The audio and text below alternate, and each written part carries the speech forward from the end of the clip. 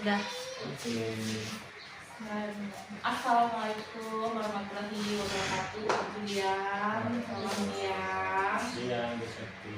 Ya, terima kasih untuk kesediaan waktunya untuk kita sharing ya Pak ya, untuk evaluasi observasi kita kemarin di kelas saat Pak Julian mengajar ya Pak ya, untuk kelas 81 kemarin ya Pak ya, untuk pembelajaran matematika ya Pak.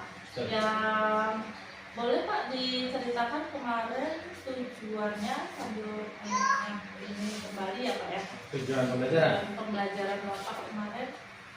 Untuk tujuannya kemarin saya mengambil materi sistem persamaan linear dua variabel. Jadi anak-anak itu dapat menganalisis, kemudian menyimpulkan apa itu tentang persamaan linear, kemudian cara penyelesaiannya bagaimana. Dan pada kemarin itu saya mengambil dengan metode campuran, yaitu metode eliminasi dan metode substitusi. Nah, kemudian setelah itu peserta ini juga mampu menyajikan hasil diskusinya nanti di depan kelas dengan kelompoknya masing-masing. Ya, Pak. Nah, yang ingin saya tanyakan nih Pak, bagaimana perasaan Pak Julian terkait kemarin Pak, pelaksanaan kemarin di kelas saat observasi yang sudah berlangsung? Yang pertama ada rasa deg-degan juga karena ya biasanya kita ngajar sendiri, sekarang dilihat rekan sejawat menilai. Di sisi lain saya juga malah sangat beruntung sekali, sangat senang karena sebagai bahan pembelajaran saya, melihat pembelajaran saya di kelas apakah sudah baik ataupun ada kekurangan di bagian mana, jadi bisa kita sharingkan. Ya Pak. Oke Pak, baik. Bisa Pak diceritakan kembali terkait area pengembangan yang ingin Bapak tingkatkan atau langkah tahapan yang sudah Bapak Julian lakukan kemarin? Untuk area pengembangan sih pengennya seperti apa? Kalau kemarin itu ketika Bu Seti observasi, menurut saya tentang manajemen waktu. Kemarin itu kan mungkin kelamaan di bagian ice breaking-nya karena terlalu asik bermain, jadi yang kita rencanakan di modul ajar itu harusnya sekian menit, ternyata waktu kita praktekkan malah lebar itu beberapa menit, jadi mengurangi waktu-waktu yang menurut saya malah yang lebih penting gitu, jadi mengurangi waktu intinya gitu. Yang harusnya kemarin itu saya adakan penilaian pengetahuannya langsung di tempat Bu. Nah ternyata karena waktunya terbuang karena bermain ice breaking dan sebagainya, jadi untuk penilaian pengetahuannya saya kasih tugas untuk di rumah, tapi dikerjakan sesuai limit waktu yang saya tentukan karena menggunakan kuisis Ibu. Nah, jadi anak-anak bisa mengerjakan di rumah, tapi waktunya masih tetap saya batasi sampai pukul 5 sore. Jadi menggunakan media teknologi khusus ya Pak ya. Di situ ada pengembangan. Nah, menurut Pak Julian sejauh mana sih area pengembangan Bapak yang telah lakukan itu dampaknya? Kalau untuk area pengembangan saya sih anak-anak sudah mulai bisa mengikuti ya tentang teknologi, misalnya kayak kuisis dan sebagainya. Mungkin kalau menurut saya kekurangannya itu terkait tentang diskusi kelompok itu. Nah jadi diskusi kelompok itu ya ada beberapa sih, nggak sebagai besar. Ada beberapa anak tuh yang mungkin masih terlihat pasif, masih nggak berani mengungkapkan pendapatnya pada kelompok, atau mungkin ide yang dia punya dia belum berani mengungkapkan pada teman kelompok. Kemudian juga waktu presentasi juga demikian, mungkin hanya beberapa dari kelompok tersebut yang menjadi acuan dia untuk mempresentasikan hasil diskusinya. Jadi mungkin kekurangan dari saya kurang memperhatikan karakteristik anak itu bagaimana, mungkin dari gaya belajarnya atau minatnya seperti apa, mungkin di bagian itu yang masih perlu belajar lagi. Jadi itu menurut Bapak termasuk kendala juga ya Pak ya? Nah selain itu sebenarnya kendalanya juga kayak pemakaian proyektor Bu. Nah karena di sekolah kami kan terbatas, jadi harus gantian. Jadi nggak selamanya harus memakai itu tiap hari. Pengennya pakai itu tiap hari karena juga itu memudahkan guru sebenarnya. Nah jadi karena cuman ada 1 atau 2, dan sekolah kami juga lumayan besar kelasnya, jadi ya gantian. Jadi kedua. Kendalanya bagian sarana dan prasarana.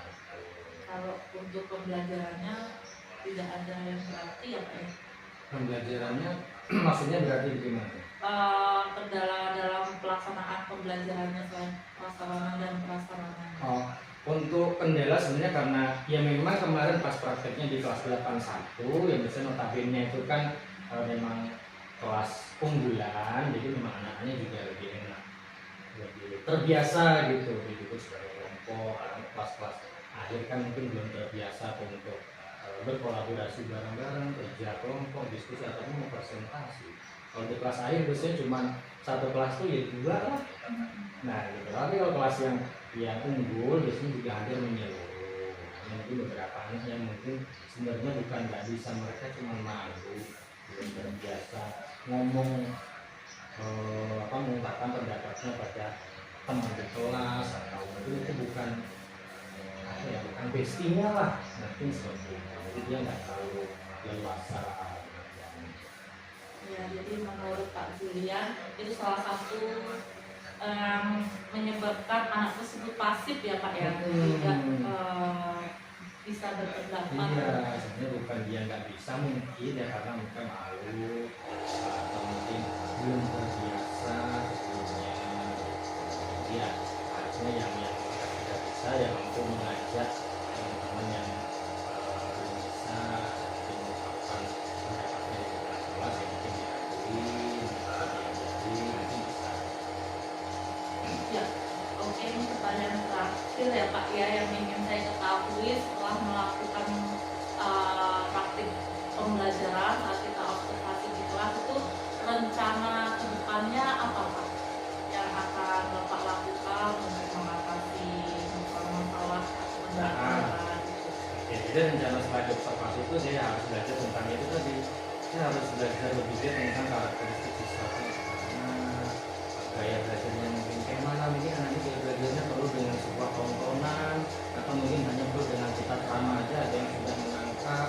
Jadi saya harus belajar lagi. Kemudian ada yang tak lupa lagi, di zaman sekarang tentang asesmen awal bro. Nah itu juga perlu banget bagi saya belajar lebih dalam lagi, mungkin bisa berkolaborasi dengan fakultas dan teman rekan sejawat lainnya di sekolah. Konten tentang gaya belajar anak-anak itu gimana, cara pembuatan medianya itu bagaimana, mungkin itu yang perlu saya perbaiki setelah diobservasi. Ya Pak, baik, ini sudah semua saya catat ya Pak ya, hasil observasi yang telah lalu kan, lalu ini sudah saya catat juga hasil refleksi ya apa yang sudah dilakukan, pengembangan apa dan rencana ke depannya. Oke baik, saya rasa cukup Pak untuk hari ini. Terima kasih waktunya Pak Julian. Lagi pesannya kalau bisa ya sering lah kita sharing-sharing di observasi itu, bisa malah sering malah enak saya. Iya, gitu. Bukannya takut malah seneng gitu. Jadi bapak kurang di sini ngomong aja gitu. Jadi memang sebagai pembelajaran buat saya juga ya tujuan kita kan biar anak-anak tuh menjadi meningkat semua nilai. Jadi terima kasih seperti buat waktu sudah mengobservasi saya, masukannya juga sudah saya terima. Nanti semoga ya nanti diajarin tentang bagaimana yang lebih baik ke depannya buat anak-anak di sana. Oke.